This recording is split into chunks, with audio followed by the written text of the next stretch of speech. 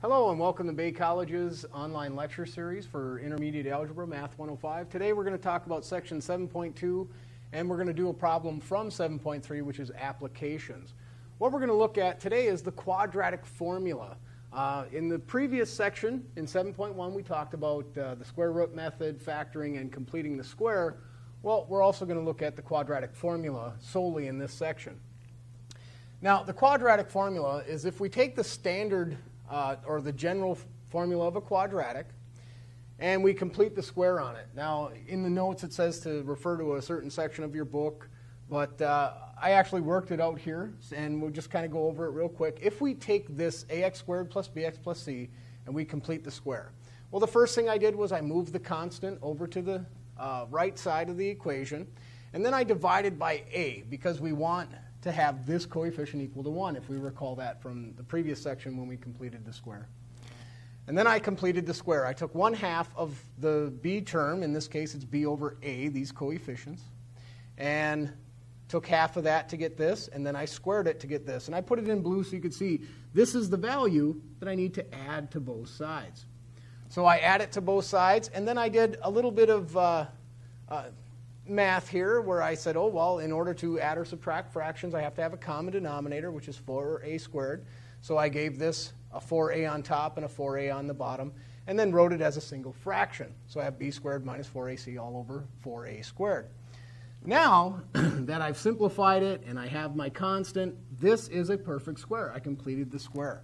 So I wrote it as a perfect square factor. By factoring, it factors to x and this term, x plus b over 2a. Quantity squared equals that. And then I took the square root of both sides. Well, and I also rationalized the denominator.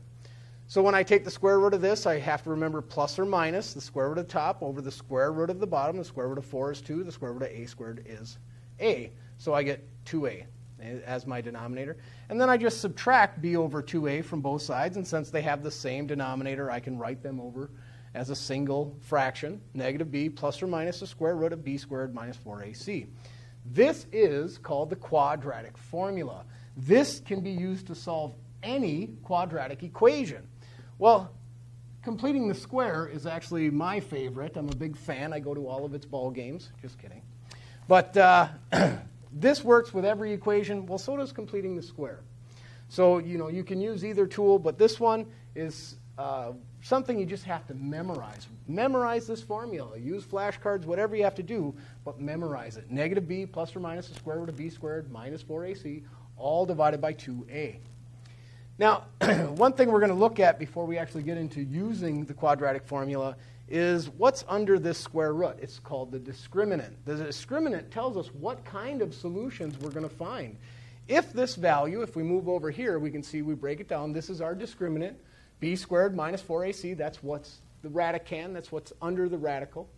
If this value is less than 0, if it's negative, that means we're going to find two imaginary solutions, complex conjugates. Why is it imaginary? Well, if we have a negative value, something less than 0, under a square root, that's our imaginary number. That's our complex solution there.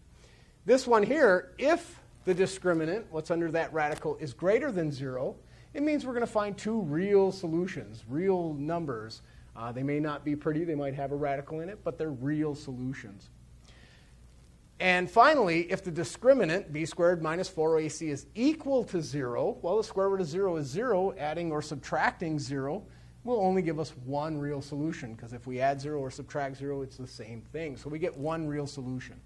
So what we can do is we can look at a quadratic, put it into the quadratic formula, and before we even start, we can determine what type of solutions we're looking for. Are we going to find imaginary, real, two of them, or one of them, right?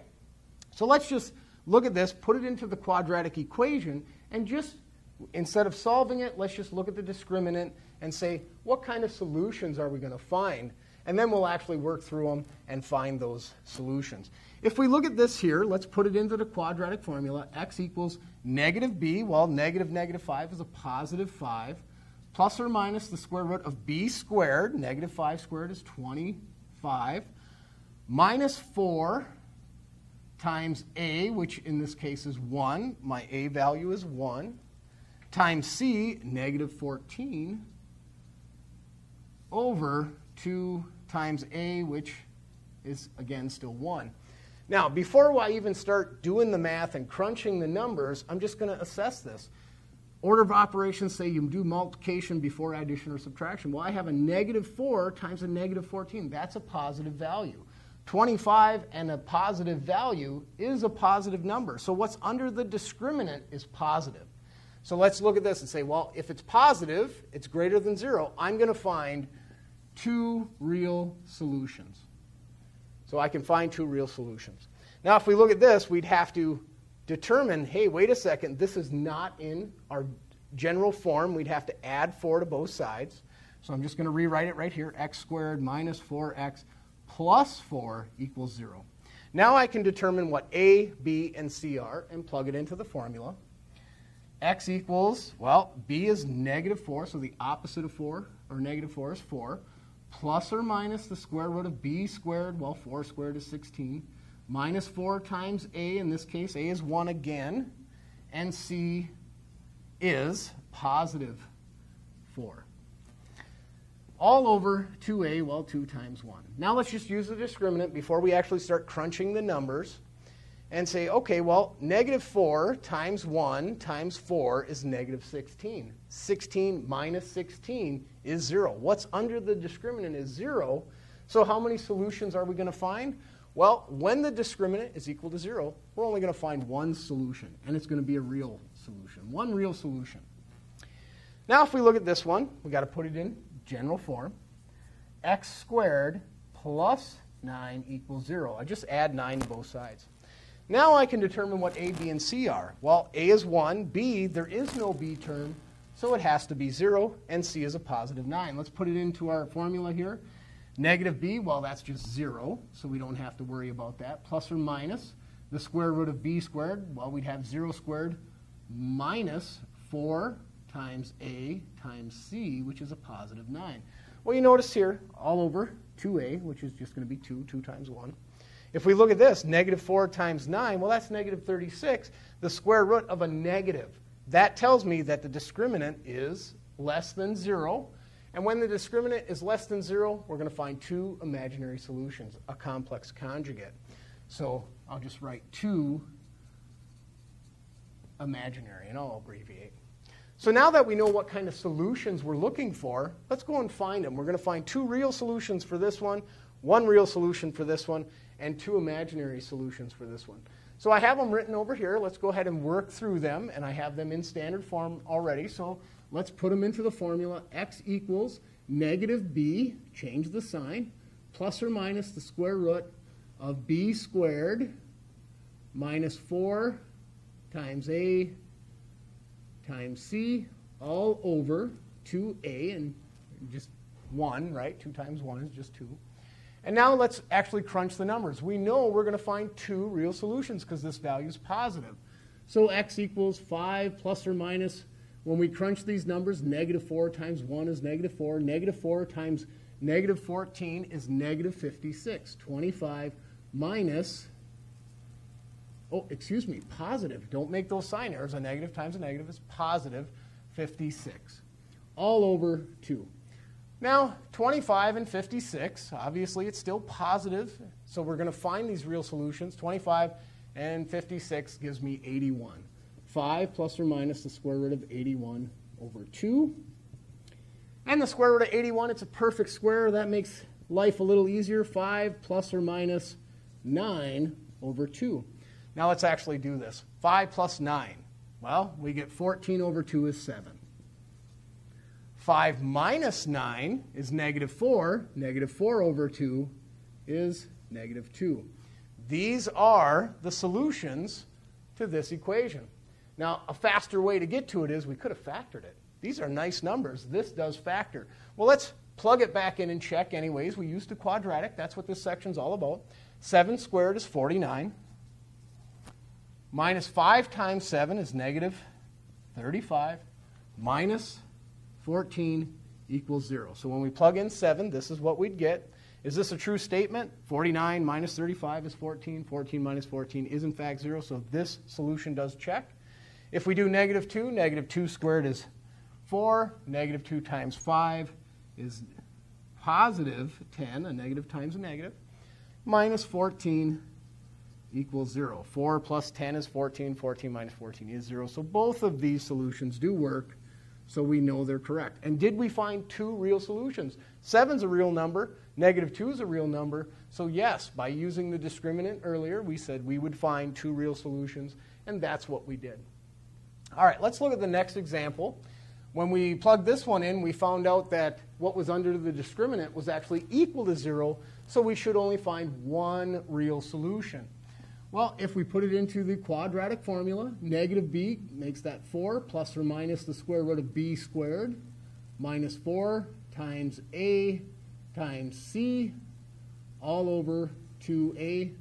And when we crunch these numbers, negative 4 times 4, we found earlier was 16. 16 minus 16 is 0. 4 plus or minus the square root of 0 over 2 is just 4 over 2, which is 2.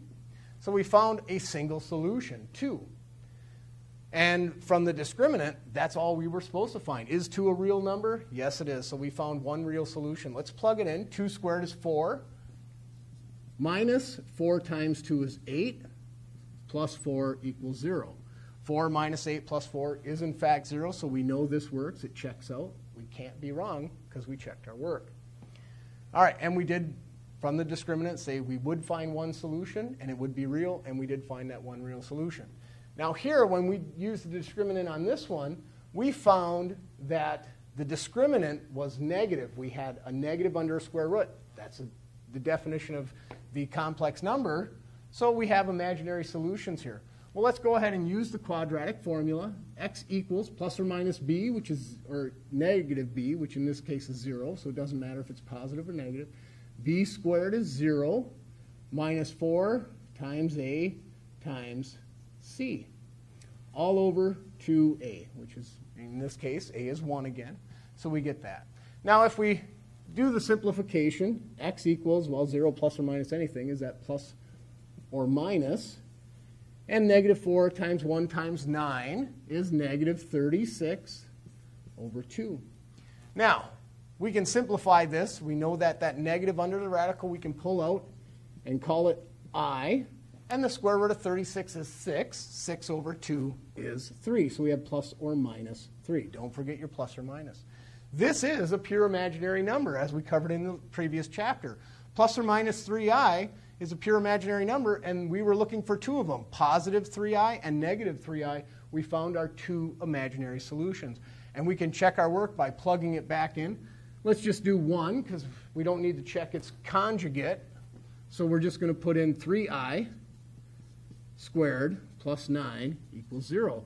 Well, 3 squared is 9, I squared. If we recall what I squared is, that's negative 1. So that's negative 1 times 9 is negative 9 plus 9 is 0. That's a true statement. And if we use its conjugate, we'll get the same result. Negative 3i squared, well, a negative squared is still 9i squared. All right, so we found that. We checked it. We know that that works. All right, let's look at an application problem where we would actually maybe be able to use the quadratic formula. If we look at this story problem, that's what application is all about. And if you recall in previous sections, we talked about when we do story problems, the key to them is reading them a minimum of 3 times. The first time you read it, just make sure you understand the English language, the words that are being given to you. A rectangular auditorium seats 960 people. The numbers of seats in each row exceeds the number of rows by 16. Find the number of seats in each row. So, I've read it once. Now it's time to read it again and say, what's the given information? Well, I'm told I have a rectangular auditorium. So maybe I want to draw a picture to help me visualize what's happening here. And it's going to seat 960. So I'm just going to write 960 in here. That's how many seats we have. All right. The numbers of seats in each row exceeds the number of rows by 16. Well, I don't know how many rows we have, so let's just call that x. That is given information, but it's what we don't know. And we're told that the number of seats in each row as we go across is 16 more than the number of rows. It exceeds the number of rows by 16. Find the number of seats in each row. So I want to find the number of seats in each row. So then we read it a third time and say, okay, what exactly are we supposed to do here? Well, how do we find the 960 seats that given information? Well, the number of rows times the number of seats is the number of seats altogether, the number of seats in each row. So let's go ahead and write that out. If we read it again, we say, okay, well, we're going to take the number of rows times the number of seats in each row, and that will equal 960. So we built our equation. Now we just maybe have to do some simplification. This is the hardest part of any application problem, building the equation that you can actually solve. And if we distribute this, we get x squared plus 16x equals 960. And we recognize this, hey, this is a quadratic equation, so let's set it equal to 0. By subtracting 960 from both sides.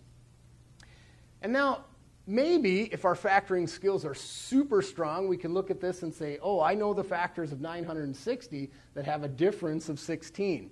Maybe you can see that it's 24 and 40 are those factors, but maybe you can't because that's a large number and maybe it would take calculator power. Well, let's go ahead and use the quadratic formula. This is a great place to apply what we just discussed. Well, in this case, negative b is 16, so negative 16 plus or minus the square root of 16 squared, 256. Or, maybe just write it as 16 squared for now. If you can't do that multiplication in your head, that's all right. Minus 4 times a, in this case, a was 1. And c, 960. Wow, 4 times that value. All over 2a, 2 times 1. So maybe at this point, these are relatively larger numbers. You want to crunch them or maybe do them in the margins if you don't have a calculator. And when you do that, you get x equals negative 16 plus or minus the square root of, I believe that's what you would get. Could be wrong. I'm doing it in my head here. All over 2. And because I'm privy to the values that this are, 40 and 24, you're going to get values, when you crunch this into a calculator, you're going to get values of x equals 24 and negative 40. So we found two solutions, two real solutions. We can see the discriminant is a positive value, so we should have found two real number solutions. But now we have to assess, what is x? What did it tell us to find if we're looking for x? Well, if we go back, x was the number of rows. We determined each row was x, and the number of seats in each row was x plus 16. This asks us to find the number of seats in each row. So we want to find this value right here. And all we found was x.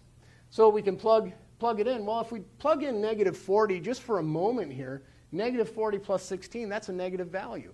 Does it make sense that there's a negative amount of seats? No. So this is what we call an extraneous solution.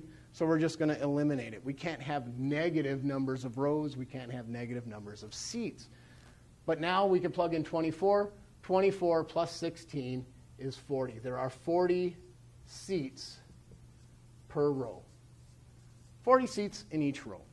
So an application problem where we can actually apply the quadratic formula and come to a solution. But always check your work. You want to make sure that you eliminate anything that's extraneous or doesn't make sense. Maybe the story problem deals with distance, rate, and time, and you get a negative value for time or a negative value for rate. That tells you, you know what? That's an extraneous solution, so you want to eliminate it. So this has been section 7.2 and an application problem from 7.3. Thank you for watching.